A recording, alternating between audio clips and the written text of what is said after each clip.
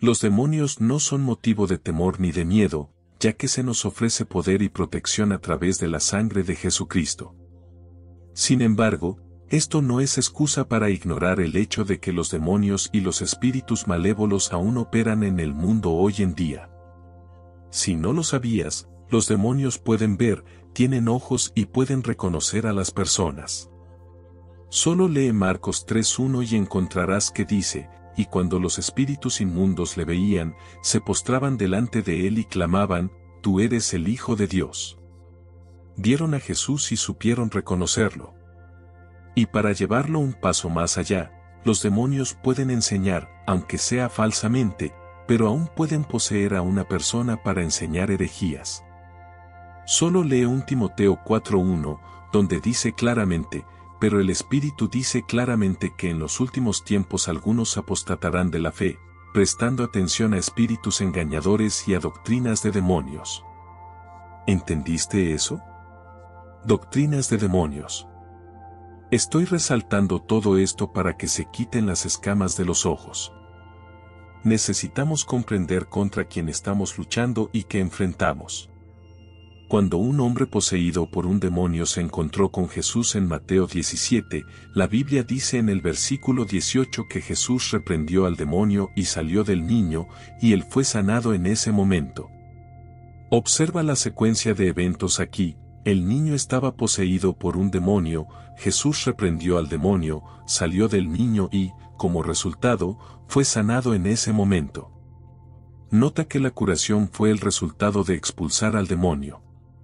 Personalmente, hubiera esperado que la Biblia dijera, y el niño fue liberado, pero no es eso lo que dice.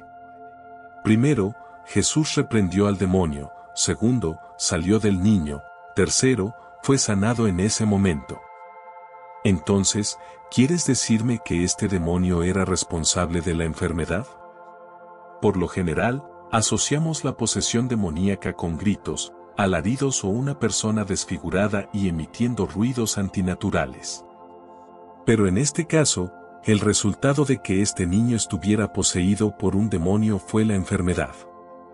Si volvemos a Mateo 17:15, el padre de este niño le dijo a Jesús, «Señor, ten misericordia de mi hijo, que tiene ataques y sufre mucho, a menudo cae en el fuego o en el agua». Necesitamos comprender que los demonios no son esas criaturas de película que caminan atormentando y empujando a la gente. Se manifiestan de diferentes maneras. Están en el ámbito espiritual, pero pueden manifestarse físicamente aquí. En este caso, su manifestación fue la enfermedad. La enfermedad de este niño surgió como resultado del demonio, por eso Jesús lo reprendió y el niño fue sanado instantáneamente. Por lo tanto, me atrevería a afirmar que es completamente posible que algunas enfermedades no tengan cura médica porque son de naturaleza espiritual. Los médicos no pueden encontrar una causa, no pueden explicar cómo o por qué está sucediendo, pero la solución se remonta a la falta de conocimiento. Falta de conocimiento de que no luchamos contra carne y sangre, sino contra fuerzas malignas en el ámbito espiritual. Como creyentes, necesitamos ser personas de oración, pero especialmente debemos tener cuidado de no carecer de conocimiento en nuestras vidas.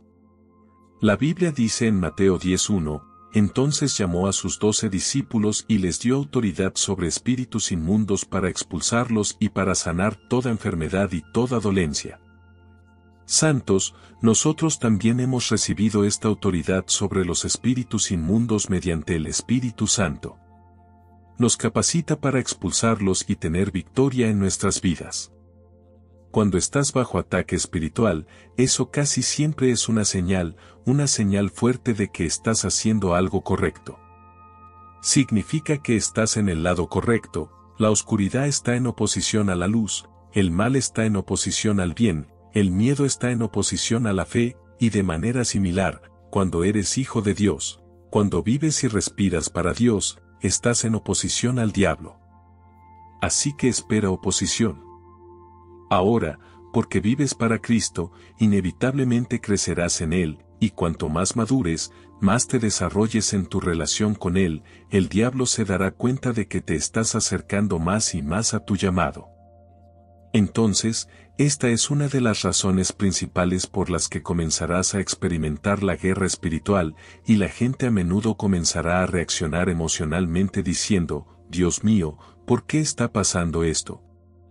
Soy fuerte en mi vida de oración, no estoy entreteniendo ningún tipo de pecado habitual. ¿Por qué está pasando esto? Y muchos cristianos realmente se desconciertan, rascándose la cabeza, preguntándose por qué están bajo tantos ataques. Pero tal vez, si dieras un paso atrás y discernieras que el diablo está tratando de lanzarte todo lo posible porque, de hecho, está cansado y temeroso de lo que lograrías para Dios si te dieras cuenta de que eres talentoso. Si comprendieras que tu conocimiento y habilidades empresariales pueden ser utilizados para hacer crecer la iglesia, si te dieras cuenta de que tu habilidad como pianista podría guiar a tantas personas en una poderosa adoración. El diablo tiene miedo de que te des cuenta de que no eres solo un miembro del coro en una pequeña iglesia local, sino que eres en realidad un instrumento en la orquesta de Dios, utilizado para llevar su presencia a personas que desesperadamente la necesitan. Él teme cuánto más estarías dispuesto a hacer las cosas de Dios, así que va a luchar contra ti, intentará asustarte, intentará distraerte para que nunca te des cuenta de que lo que amas hacer, pero ves como insignificante, es precisamente lo que causará daño en su reino. Así que oro para que Dios abra tus ojos para que veas los dones dentro de ti. Y no te equivoques, tu don hará lugar para ti. Así que oro para que Dios no solo revele el tesoro, el talento y los dones dentro de ti, sino que oro para que uses tus dones para la gloria de Dios. Oro para que no olvides dar gracias a aquel que te los dio y, lo más importante, oro para que el enemigo no te desanime ni te haga pensar que no hay lugar para que tus dones sirvan, porque eso no es cierto. Dios te ha creado definitivamente con un propósito. Y cuando te haces la pregunta de qué está mal en el mundo, recuerda que Dios nos hizo agentes morales libres. Somos libres de elegir hacer el bien o el mal, libres de amar a nuestro prójimo o buscar la guerra con él. Cuando comprendes que Dios nos hizo como agentes morales libres, lo que significa que no obliga a nadie a seguirlo, no obliga a nadie a amarlo, entonces ves que el mal en este mundo está presente porque las personas eligen el mal. Las personas eligen rebelarse contra las leyes de Dios. Ahora, la Biblia dice en Isaías 5:20, hay de los que llaman a lo malo bueno y a lo bueno malo, que ponen las tinieblas por luz y la luz por tinieblas, que ponen amargo por dulce y dulce por amargo. La palabra hay podría traducirse en términos modernos como precaución o gran pesar, por lo que efectivamente la Biblia está diciendo que haya gran pesar para aquellos que llaman bueno al mal y malo al bien. Ahora bien, el mundo nos enseña a tolerar, sin embargo, la palabra de Dios nos enseña que el pecado es pecado y debemos vivir según la Escritura, no tolerar lo que la Escritura considera mal.